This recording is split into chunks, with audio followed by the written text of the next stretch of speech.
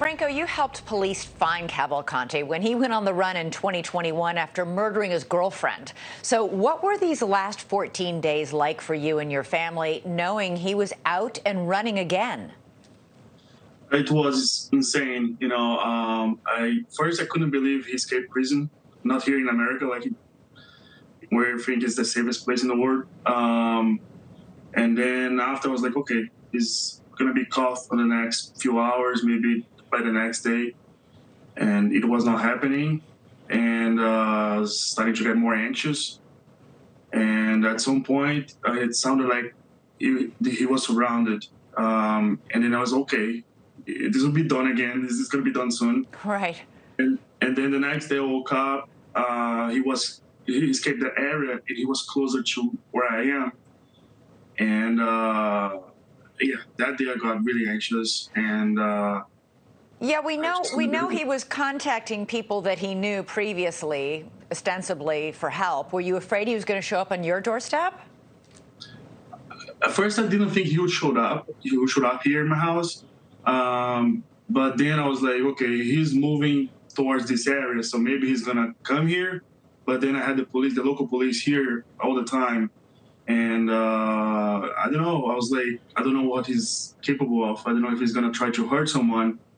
Originally, I thought he was trying to go west and then to the border, like to the Mexico border, to escape the country, Right. But so you had police protection since which day? And did you have that protection 24/7?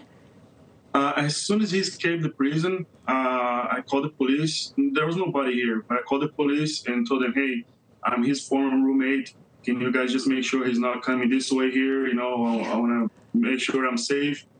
And they came right away. And they spent hours, there were 2 or 3 cars here, and I felt safe.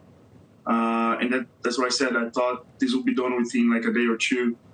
And then when he was even closer to my house on Sunday, from Saturday to Sunday, I was going to call the police again, but they showed up before I called them. And Yeah, we know the police were keeping a close eye on anybody he knew. They were afraid people might try to help him. Obviously, you were afraid of him and called the police yourself. I'm curious, Franco, Cavalcante lived with you right up until the day that he murdered his girlfriend. What was he like? He was really quiet, really shy. He would not start a conversation, but if you start a conversation with him, he'll talk to you. As long as it was nothing about him, like his life in Brazil, nothing too much detail about his life. If it was about soccer, sports, or something else, he'll talk. If you start something about him, to ask something about him, he'll try to start a different conversation, or he'll say, oh, I need to go to the bathroom, or I need to go to my room or something, He had already killed a man in Brazil when he lived with you. You didn't know that? No idea. Did he seem capable, like a man who was capable of not 1 but 2 brutal murders? No, I didn't suspect him at all. Even to today, I'm really surprised that he did all of this.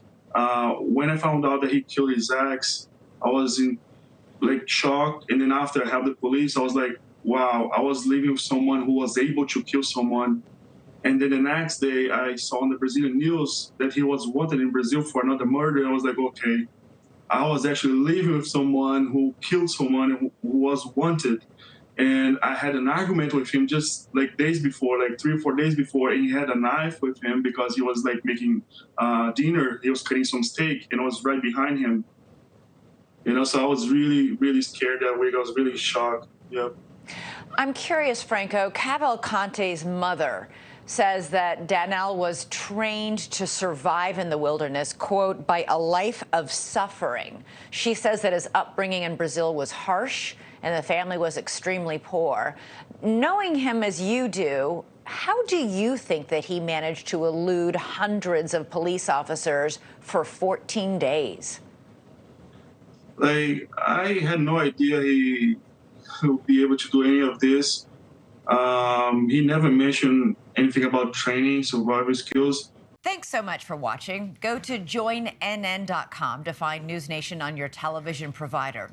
And don't forget to click the red subscribe button below to get more of NewsNation's fact-driven, unbiased coverage.